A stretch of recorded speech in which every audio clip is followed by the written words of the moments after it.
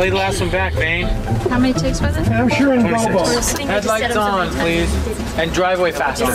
Not super fast, but just you need to go speed. Action. Action. Now too deep. Nope, once again. David Fincher is one of the greatest directors to ever live. Watching his films practically serve as a film school all their own. And there was no one more demanding of his actors, asking for more takes than should be possible. But it's all for an end product that stands the test of time. I'm Tyler Nichols with JoBlo, and thank you so much for joining me today. We're taking a look at three vastly different works. First, we've got one of the greatest looks at a serial killer ever put to film, inspiring an entire genre with 1995's Se7en. I mean, can you even hear the phrase, "what's in the box," without thinking of Gwyneth Paltrow's head? Then we're getting trapped in a room with Jodie Foster and Kristen Stewart as Jared Leto tries to break in Panic Room. He must have heard Stewart was underage. Finally, we're heading to the Bay Area in the 1970s for one of the greatest unsolved mysteries of all time with Zodiac. So let's take a look at the videos from myself breaking down what made these films such impressive cinematic feats. It's time to dive into the works of David Fincher. Sorry, Tyler, but David, he needs another take. God damn it. David Fincher is one of the greatest directors to ever live. There are few scenes more iconic in the world of cinema than the ending of Se7en. Few moments are met with the level of shock that this one creates. Because just when it seems like John Doe has finally been caught, that all of this will finally be behind Somerset and Mills, then comes the appearance of a box that will change the landscape of cinema. The look of pure devastation on Mills's face as he figures out exactly what's in the box. What's in the box? There's a reason this is considered one of the greatest of all time. So we're getting into how this ending was almost changed, the actors originally intended to play the detectives, and a hell of a lot more as we tell you what happened to David Fincher's Se7en. Whatever you hear, stay away. John Doe has the upper hand. New York City used to be a very different place than it is currently. While Times Square is a hotspot for New Year's Eve and advertisements, back then it was a place for porno shops and junkies. While working as a sales assistant at Tower Records, Andrew Kevin Walker started working on his spec script. Inspired by his time in New York City, he credits the depressing town for being his main inspiration for the story, even going as far as to say that, if I hadn't lived there, I probably wouldn't have written Se7en. Well, thank God that he did. At the time, studios were interested in very high-concept scripts, and Walker felt that he could come up with something intriguing. So he wrote a story about police officers pursuing a serial killer that uses the 7 deadly sins to dictate his crimes. Often while walking around New York, he would find himself transfixed on people who were openly sinning on street corners. He imagined a person who would fixate on these sins and want to punish those committing them. He wanted audiences to feel shocked and violated by the time the credits rolled. Walker was able to option the spec script to Italian company Penta Film. Penta then hired director Jeremiah S. Chechik, fresh off his success from National Lampoon's Christmas Vacation. Chechik found himself wanting to direct more serious fare, so this was the perfect project. Only Penta and Chechik were insistent on changing the script, as well as the incredibly bleak ending. So getting rid of What's in the box? Walker set out to change his perfect ending. Making it decidedly more Hollywood, the new ending would be set in a church, on fire around them. In this version, the killer, John Doe, embodies envy and shoots one of the detectives dead, in turn being shot himself. And instead of winding up in a box, the detective's wife leaves the city in anguish. But this still wasn't enough, and the studio requested a total of 13 rewrites. Fearing being replaced, Walker acquiesced and completed the drafts. Fortunately for him, and cinemagoers worldwide, Penta Film went bankrupt and had to sell the rights to producer Arnold Kopelson, who would then in turn sell it to New Line Cinema. Chechik would then leave the project, and Guillermo del Toro was even approached to replace him. After his experience on Alien 3, David Fincher vowed to never make another movie again. But that changed when his agent sent him the script for Se7en, absolutely transfixed on the slow reveal of John Doe's ultimate plan and its exploration of true evil.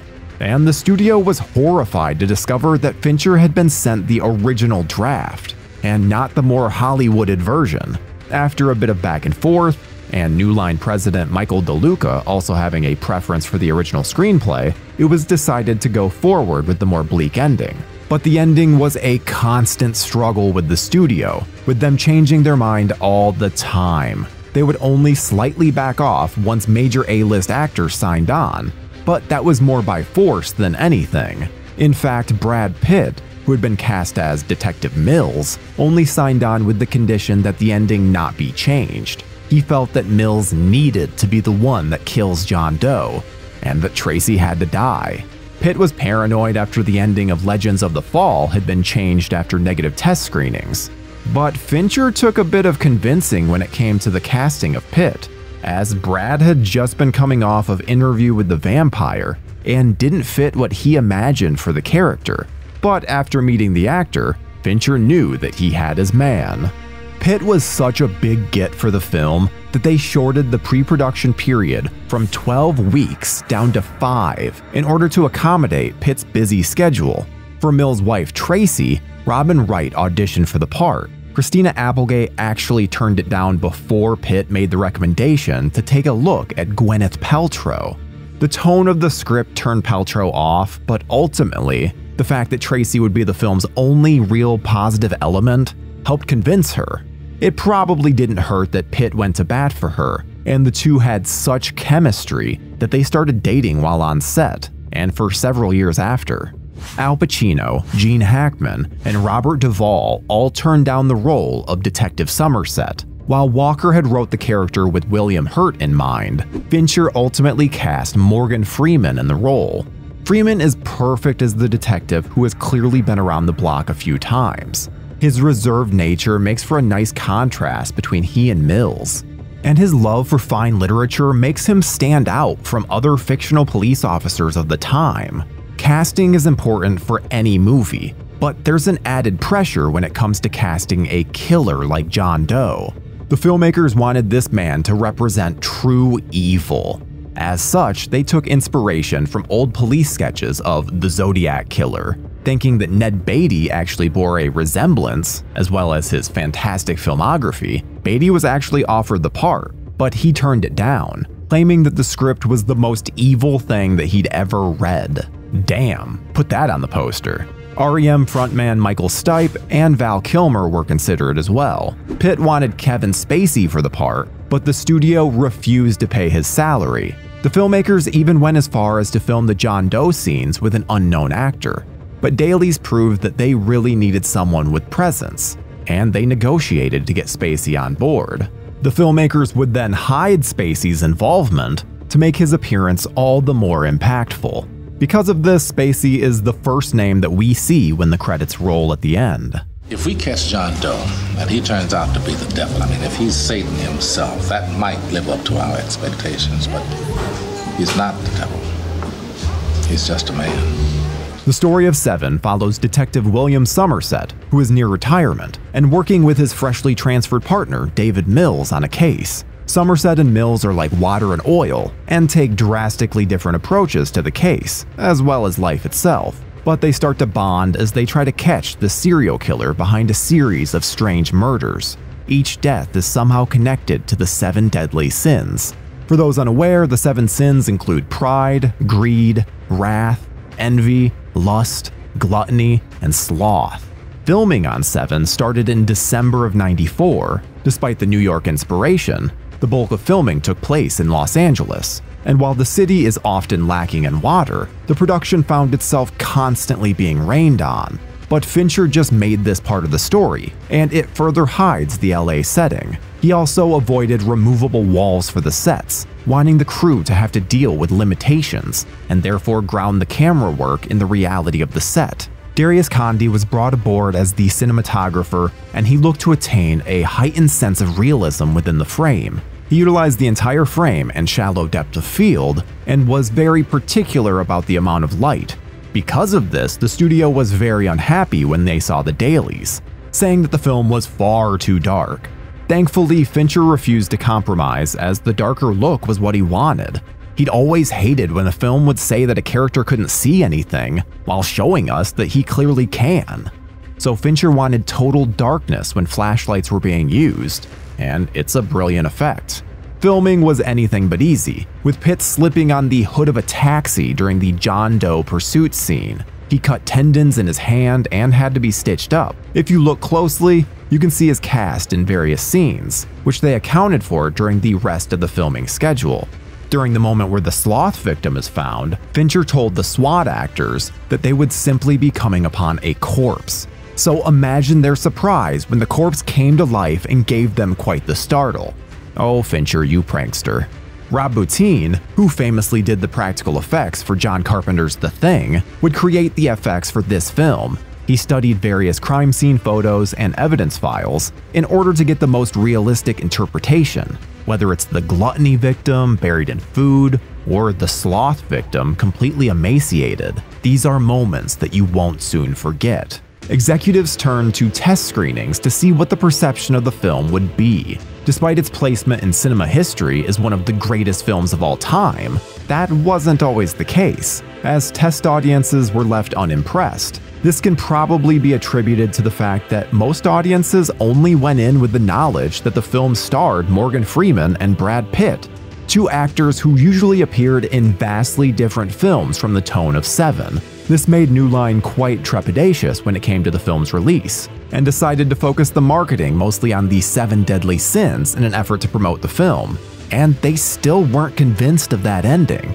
Suggestions were made to make Somerset Doe's killer, or have the head of one of Mills's dogs in the box versus Tracy's. Anything to somewhat brighten up the ending. You know, because people love animals getting killed than stuffed in a box. Heh. But Fincher and Pitt absolutely refused to budge on their ideals. And this worked out, as the scene, and how it's executed, makes for the perfect culmination of the prior 2 hours. In order to get the film ready to screen for studio execs, Kyle Cooper was hired to create a title sequence that was meant to reflect John Doe's perspective. We'd see glimpses of his notebooks, as well as him cutting off his fingerprints, and it sets up the mood of the film perfectly. Execs loved it so much that they wanted it in the final cut, but Fincher, being very against studio notes after his experience on Alien 3, didn't want to acquiesce, so he requested it be more elaborate. So Cooper took 8 days and filmed the sequence for just $50,000, giving us one of the most memorable title scenes out there. Realize, detective, the only reason that I'm here right now is that I wanted to be. Seven released in the United States on September 22, 1995, and brought in over $14 million on its opening weekend.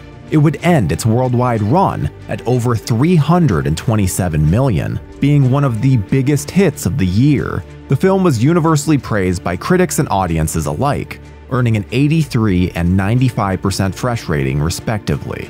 The critical consensus was that the movie was a brutal, relentlessly grimy shocker with taut performances, slick gore effects, and a haunting finale. In the time since its release, there have been many imitators, but none have been quite able to recapture the magic that Fincher and company did back in 1995. We were recently fortunate enough to finally receive the film on 4K with a remaster supervised by Fincher himself. And while there's always some cause for concern with a 4K release, especially after what Cameron did to his movies, but Fincher has kept the film's essence intact. I'm not sure I agree with his choice to turn Mills's gun at the end into a flashlight, but just kidding. Can you imagine? New Line actually was going to make a sequel, aptly titled 8, which would see Somerset attain psychic abilities. Ugh. Thankfully, the 7 filmmakers were very against this idea, with Fincher eloquently stating that I would be less interested in that than I would in having cigarettes put out in my eyes. Ouch. Thankfully, that sequel never came to fruition, and 7 remains one of Fincher's crowning achievements, and one of the greatest serial killer thrillers of all time. Its ending reverberates throughout the Cinematic Hall of Fame, and has the same impact now that it did 30 years ago. As Ernest Hemingway once wrote, "The world is a fine place, and and worth fighting for. I agree with the second part. It's called a panic room. What? The idea of having a protected room within your dwelling seems appealing on the surface, but anyone that needs one of those can't be getting up to anything good. You're just asking for trouble. And that's precisely what happened to Jodie Foster and Kristen Stewart in David Fincher's 2002 thriller. And the film itself has had quite the journey, from Nicole Kidman and Hayden Panettiere being replaced as the leads, to it only having a DVD release until very recently, to a surprise pregnancy that shut down production. There's plenty to break down here, so let's dive into what happened to David Fincher's Panic Room. We're not coming out. And we're not letting you in. Get out of my house! Say fuck. Fuck! Panic Room started as an idea from David Koepp in the year 2000. He had been watching various news reports and was fascinated at the rise of panic rooms in metropolitan areas. He quickly wrote the script and sold the rights to Sony. Ridley Scott floated around the project, and actor Forrest Whitaker even toyed with the idea of directing the film, as he was fascinated by the script. Eventually, David Fincher boarded the project, and the production was quickly off to the races. Fincher pre-vised the entire movie, working out the intricate camera moves through a mix of digital storyboarding and models. Mom, get the fuck out of my house. Get the fuck out of my house! The story of Panic Room follows newly divorced Meg Altman as she and her daughter Sarah move into a new house together. The house has a pretty cool feature, an urban bunker, otherwise known as a panic room. But on their first night, a group of burglars break in, causing Meg and Sarah to take refuge in the room. Unfortunately for them, what the burglars need is inside that room, resulting in a standoff that takes many unexpected turns. Nicole Kidman was originally cast in the role of Meg Altman, with the focus being on her glamour and physicality. It would be a stark contrast to Hayden Panettiere, who had been cast as Sarah, Meg's diabetic daughter, and had more of a tomboy aesthetic. But many things would happen to change the cast, as Hayden left the project just before cameras got rolling. Kristen Stewart was then cast in an effort to further lean into Sarah being the antithesis of Meg. Filming got underway in January of 2001 in Manhattan Beach, California, with the house and surrounding brownstones created in a soundstage. Despite having such a contained environment, the shoot was anything but easy. Just 2 weeks into filming, Nicole Kidman injured her knee and was forced to drop from the picture. Sadly, it wasn't even an injury from this production, as it had occurred while filming Moulin Rouge and just never fully healed. Fincher was fine with shutting down until an actor could be found, but the studio was insistent that they find a replacement quick and not interrupt filming. So the director continued filming any scene that he could that didn't require the presence of the Meg character, mostly focusing on the burglars played by Jared Leto, Forrest Whitaker, and Dwight Yoakam. Originally, Fincher actually wanted Tool singer Maynard James Keenan as Raoul, but he was unable to accept the role. The part of Burnham was originally intended to be the designer of the panic room itself, but Fincher reasoned that this kind of person wouldn't be persuaded to become a thief. So instead, his job was changed to panic room installer, making his switch more believable. And of course, Fincher had worked with Leto in Fight Club. Angelina Jolie, Sandra Bullock, and Robin Wright were all rumored for the part. Thankfully, after years of trying to work together, Jodie Foster was available and was able to join the film, garnering a whopping $12 million salary. She actually had to give up her role on the Cannes Film Festival jury in order to take the part. I guess I would for a check like that too. When Foster came aboard, it was decided to tweak both characters. Meg would go from helpless to more take charge, and Sarah would carry on several traits of her mother. Fincher said that it was fascinating to see the performance through the lens of Kidman and then Foster, two world-class actors. And we would even get an uncredited cameo from Kidman as the voice of Meg's ex-husband's supermodel girlfriend. Put Stephen on the line. It's Meg. Do you know what time it is? And shout out to Se7en screenwriter Andrew Kevin Walker. who appears here as the sleepy neighbor annoyed by the flashlight.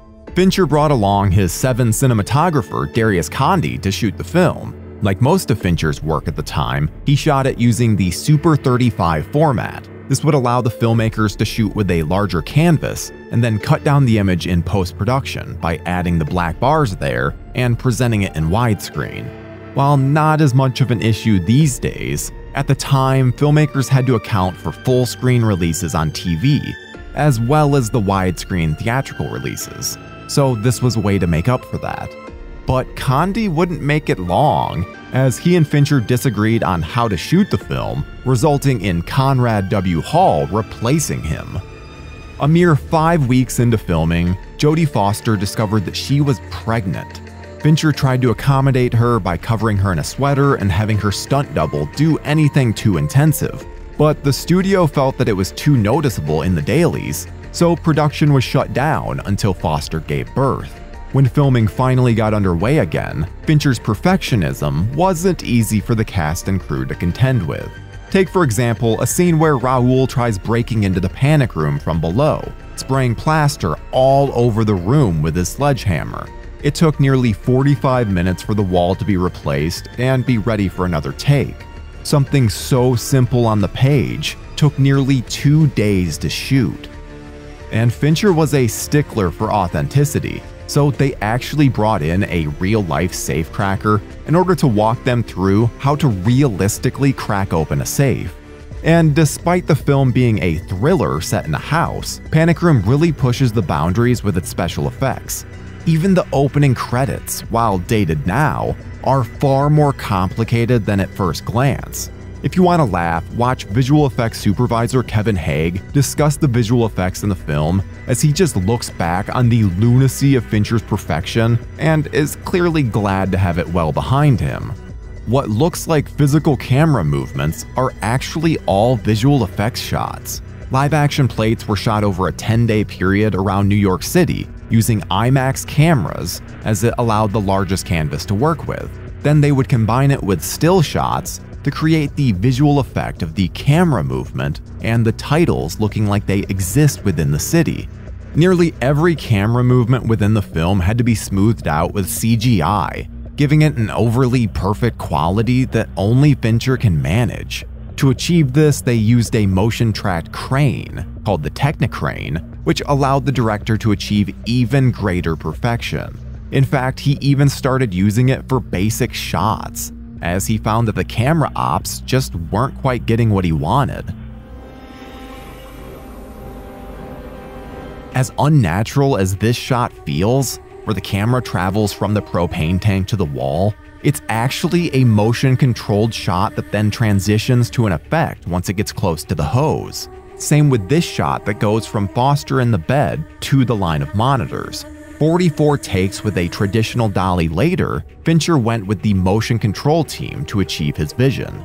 The most complicated scene of all came from the 2-minute 47-second one-shot that features the arrival of the burglars. Referred to as the Big Shot, this is made up of 5 live-action plates with a CGI transition in between each one. The sequence was filmed and reshot throughout production and ended up being a massive pain in the ass.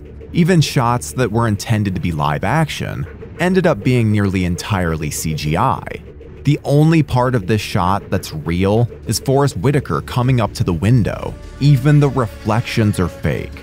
There are multiple times where the camera moves through the floor, and even when filmed practically, needed to have an effect added over it as the area simply showed as black in between those floorboards. For the final shot of the film, which sees Meg and Sarah house hunting, it was originally intended to be shot against the city skyline. In order to get a more dramatic shot of the buildings, the production built a raised bench. Then they reverse dolly zoomed in to make it appear as though the city is growing around them, despite them staying relatively the same size. This ending was reconceived, but the reverse dolly zoom remains, though with much less effect without the city skyline being warped around them. While Tom Woodruff Jr. and Alec Gillis are both known for their creature work on Predator and Alien, they also did the makeup effects here. What may have seemed like something simple, like fake fingers, became a pain for the two special effects legends. When Fincher saw the fake fingers, his reaction was, "They look like rubber Cheetos." Obviously, they found this offensive and looked to fix the problem. They also did a broken collarbone effect on Patrick Bacall's Stephen Altman character. You hear me? Open your hands! Test audiences were not fans of the film's ending, with Burnham being arrested by police. But by the time that feedback came in, the sets had already been demolished, and it was deemed too expensive to reshoot. So instead, the editors went in and chose takes of Burnham, which made him less likable. This results in a really uneven character who both earns the viewer's sympathies, but is also a bit cold and harsh. Panic Room released in the United States on March 29, 2002, and brought in over $30 million on its opening weekend. The film would end its worldwide run at over $197 million. The movie was adequately liked, earning a 76% and 64% respectively on Rotten Tomatoes, the critical consensus being that it was elevated by David Fincher's directorial talent and Jodie Foster's performance. Panic Room is a well-crafted, above-average thriller. Fincher disagreed with Columbia's marketing for the film, as they made it seem similar to past Fincher hits Se7en and Fight Club, and he didn't think Panic Room matched their tone and felt that it was more in line with movies like Kiss the Girls and The Bone Collector. Despite that, Panic Room ended up being one of the largest grosses of Fincher's career, and the film had a very complicated physical media history. While it received 2 different DVD releases, there were no Blu-rays produced once those came into vogue. It wasn't until this past February that we finally received an HD release of the film, with Fincher himself supervising a 4K cut. The original film was mastered in 2K, so it did have to be upscaled to 4K, and Fincher being such a perfectionist resulted in some pretty strange changes. I guess changing the directions of cans of Coke and straightening out curtains was very important to him. While Panic Room has a complicated place in Fincher's filmography, it pushed the boundaries of CGI and introduced the world to Kristen Stewart. While it wasn't an easy path getting made, it certainly was an interesting one. My room. Definitely my room. True crime stories have always held a special place in the public consciousness. It's why even films that feature very little truth are still lauded as being true stories, and audiences eat it up. What happened was true. Because there's something so much more visceral when we're watching a story that's actually happened. But we as an audience strive for a satisfying conclusion, and the honest truth is that real life doesn't always tie up in a nice bow. There are loose strands that are meant to hang there, never knowing their true purpose. And if you were in the Bay Area in the late 60s and early 70s, there are few more haunting than the Zodiac killer, a man who murdered multiple people and terrorized police with mysterious ciphers containing clues to his identity. Only there's a catch. They never found the guy. Would an audience accept a serial killer mystery where the killer is never truly caught? Let's parse through all the takes and see what we can dig up as we look at what happened to David Fincher's Zodiac. I'm not the Zodiac. And if I was, I certainly wouldn't tell you.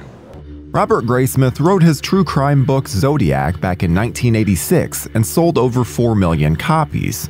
He sold the film rights to Shane Salerno, who was able to set the film up at Touchstone Pictures.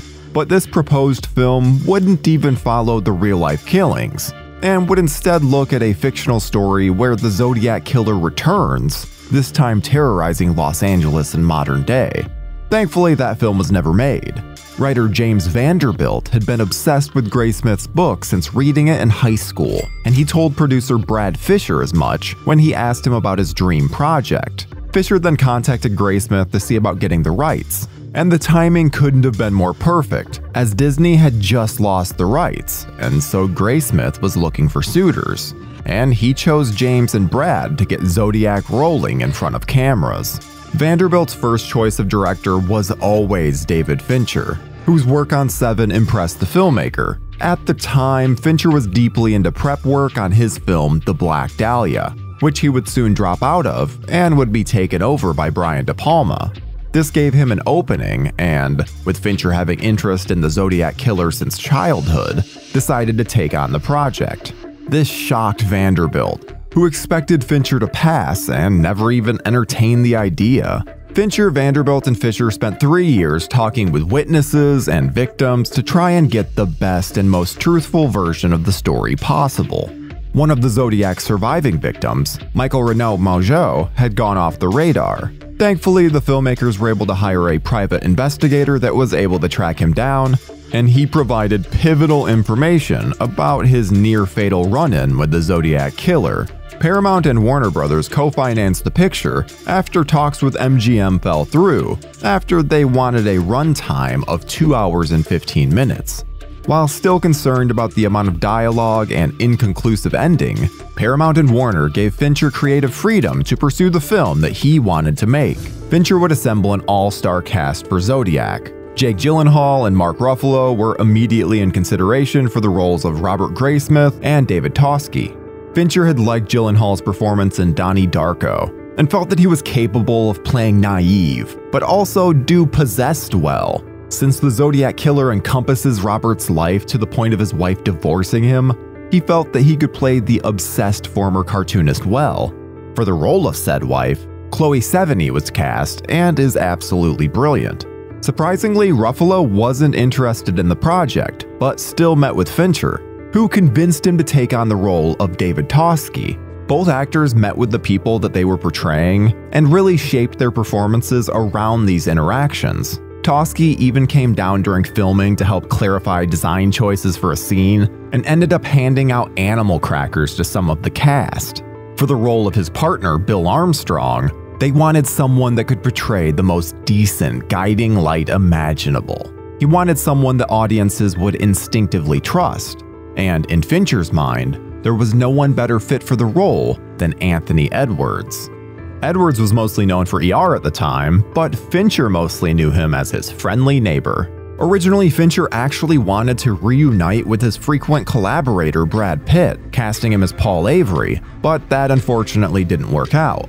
Robert Downey Jr. had yet to have his career resurgence with Kiss Kiss Bang Bang and Iron Man, but they wanted someone who could match Paul Avery's flamboyance and charisma, and he took the part. Hilariously, Ken Narlow actually requested George Clooney play himself, but Fincher never entertained the idea, choosing Donald Logue instead. Dermot Mulroney actually wears a fat suit for his brief scene as Captain Marty Lee because Fincher didn't want him to be fit for his character. For the role of Melvin Belli, the man who Zodiac spoke to on the morning show AM San Francisco, as well as sent a letter to, was originally going to be played by Gary Oldman, but he just didn't have enough weight to him, despite using appliances, so they instead went with Brian Cox. Then the part of Arthur Lee Allen was vital for the movie, as the narrative sets him up as the main suspect. John Carroll Lynch was cast and plays it perfectly down the middle, never giving up his guilt or his innocence. What do you do for fun? I love to read. I enjoy books. Those are the same things. The story of Zodiac isn't told in a stereotypical way, as Fincher was adamant that it remained truthful. Seeing as how the Zodiac killer remained on the loose, the entire film was leading to a resolution that would never come, so instead it focuses on the effect that these murders had on the detectives, reporters, and society as a whole. The paranoia that would take hold as a killer remains on the loose, while simultaneously taunting the police with complex coded messages. The murders that we actually see are all based off of witness testimony. If there was no witnesses, then we as an audience are not privy to the actual events. This also resulted in multiple actors playing the role of the Zodiac killer during the different murder sequences. The filmmakers wanted to match the descriptions, even if it resulted in a bit of inconsistency. They also didn't include the first ever kills of the Zodiac killer, David Faraday and Betty Jensen, as there were no witnesses to the crime, as both victims had died. Even the clothes are exact recreations of the items that the victims wore the night of their attack. As dedicated to detail as the film is, there's also still plenty that's just done for dramatic effect. Robert Graysmith and David Toschi were never actually friends, but it helped to frame the story that way as it brought the two important characters in the Zodiac lore together. And they were still making a movie after all. Zodiac was shot on Thomson Viper digital cameras, although the slowed down murder sequences were actually done on film. Fincher brought on his The Game director of photography, Harry Savides, who also had shot the credit sequence to Se7en.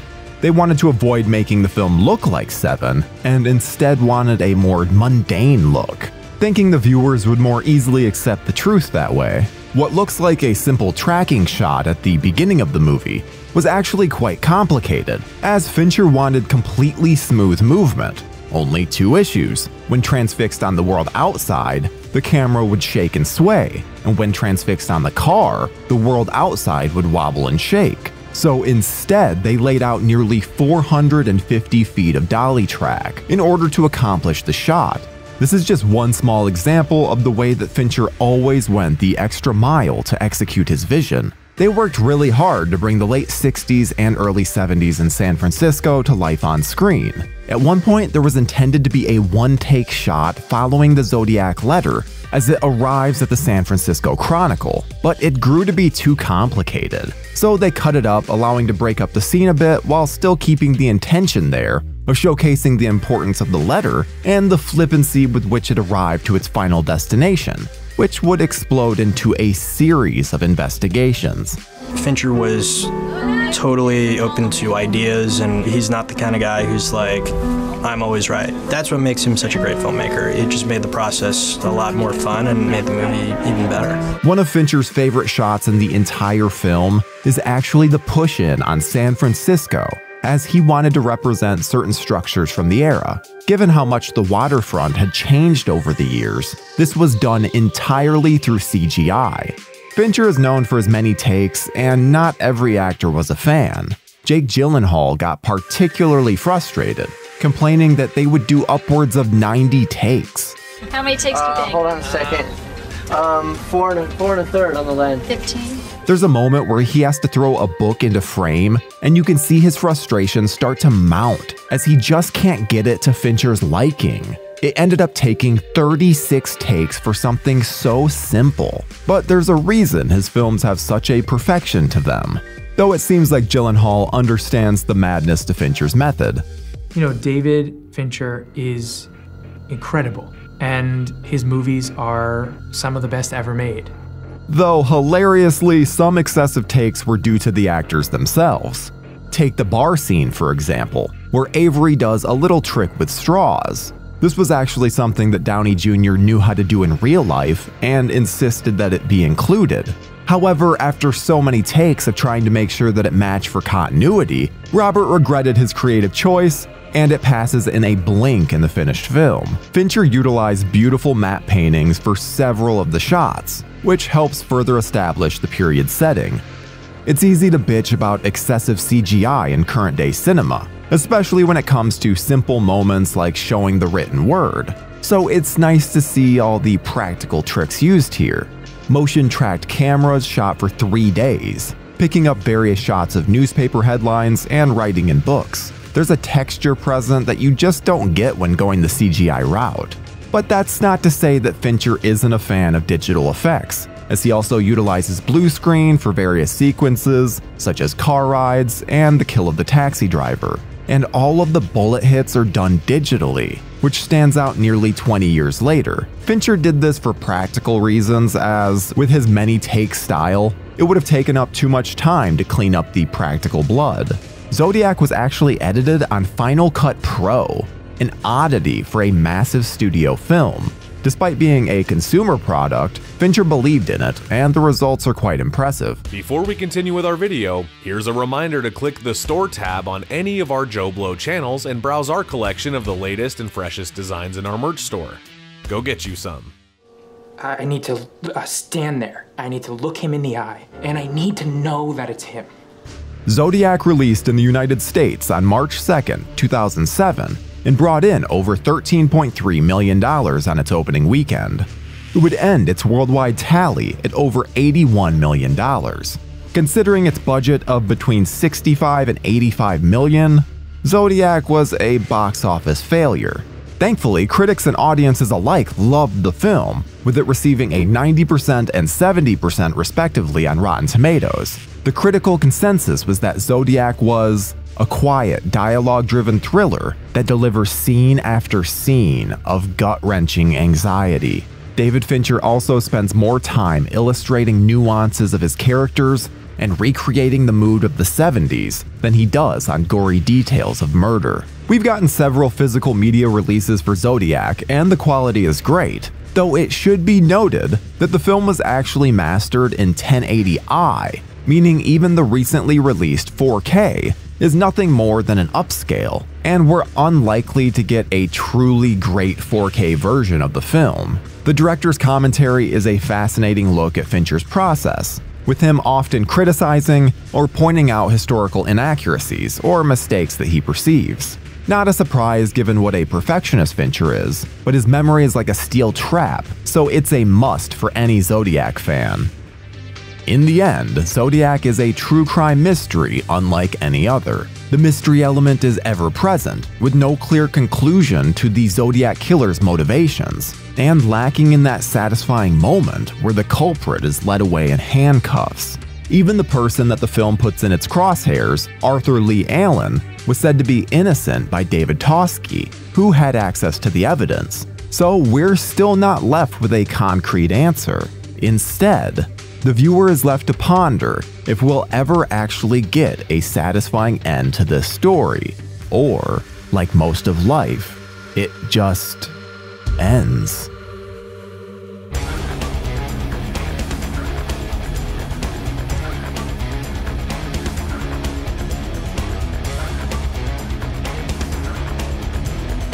Thank you for clicking on our video, everybody. If you like what you saw here, please make sure you like the video and subscribe and share with your friends who like this sort of content. JoBlo was created by movie fans for movie fans, and we appreciate your support.